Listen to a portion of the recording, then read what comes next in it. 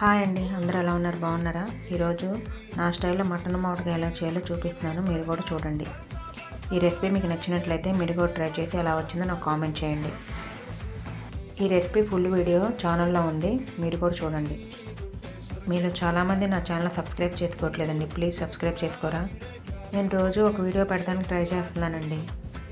అలానే మీకు short videos పెట్టాలా లేదంటే లాంగ్ వీడియోస్ పెట్టాలా మీరు నాకు కామెంట్ చేయండి. మీ కామెంట్స్ అండ్ మీ సబ్స్క్రిప్షన్ నాకు చాలా ఇంపార్టెంట్.